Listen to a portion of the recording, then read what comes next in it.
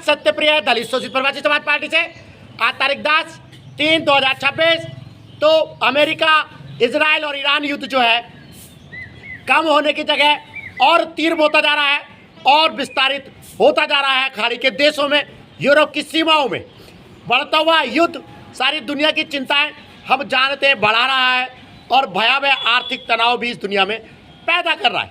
चलिए पहला प्रभाव भारतीय संदर्भों में इस युद्ध का देखते हैं, जो हमारे घर की रसोई तक पहुंच चुका है, होटल्स के किचन की रसोई तक पहुंच चुका है।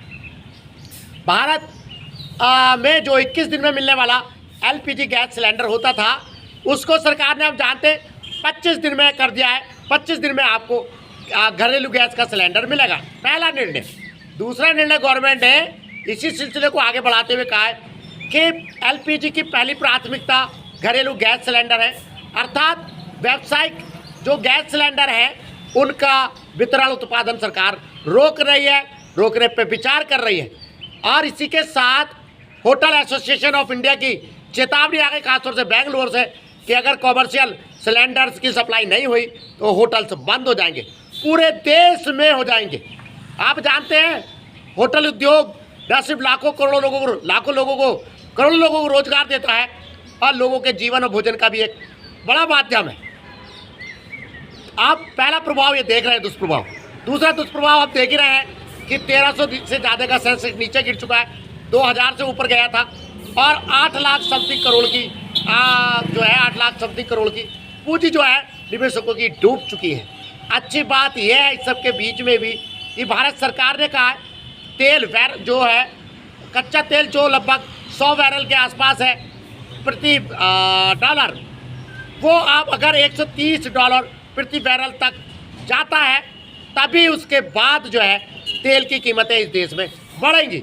ये जो उपाय है रणनीति भाई एलपीजी गैस सिलेंडर की सप्लाई 21 से 25 दिन और होटल को रोकना, वो तैयारियां हैं आने वाले संकट से निपटने की। अच्छी बात तो यही है कि भारत का इंफ्रास्ट्रक्चर, भारत का तेल भंडार, भारत का मुद्रा भंडार, विदेशी मुद्रा भंडार इतना मजबूत है कि भारत इस फिलहाल झटके को झेल सकता है थोड़े और समय तक। लेकिन सारी दुनिया जो है भयावह आर्थिक तनाव से गुजर रही है।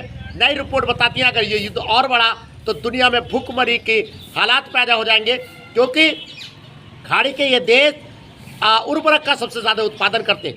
पूरी दुनिया में सबसे बड़े उत्पादक केंद्र उर्वरक के ये पश्चिम एशिया के देश हैं और जिसकी वजह से जो है उर्वरक महंगे होंगे, किसान लगा नहीं पाएंगे, उत्पादन घटना है। ये सारा आकलन है।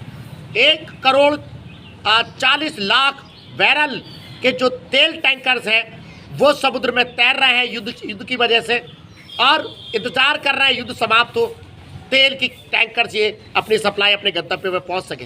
दोस्तों, शीर्षासन धरना आप जानते हैं लगातार जारी है जनहित याचिकाओं के लिए। जनहित याचिकाएं मैं एक बार फिर दोहरा दूं, स्कूली शिक्षा में जाति सूचक शब्दों पर कड़ाई से रोक, अम्बेडकर जी को आधिकारिक राष्ट्रपिता घोषित किया जाए, गौतम अदानी, मुकेश अंबानी और रतन टाटा जी को भारत रत्न दिया जाए। यूट्यूब चैनल आप जानते हैं सत्यप्रिय सक्सेना के नाम से है, लगता है बढ़ाइएगा, सब्सक्राइब कीजिएगा। चलिए हम तो कामना यही करेंगे, सारी दुनिया कामना कर रही है युद्ध जल्द से जल्द खत्म हो, दोनों पक्ष शांति वार्ता पे आए, ताकि युद्ध जो है, जो तनाव सारी दुनिया में अस्थिरता पैदा कर रहा है, उसका समापन हो। युद्ध किसी समस्या का हल नहीं।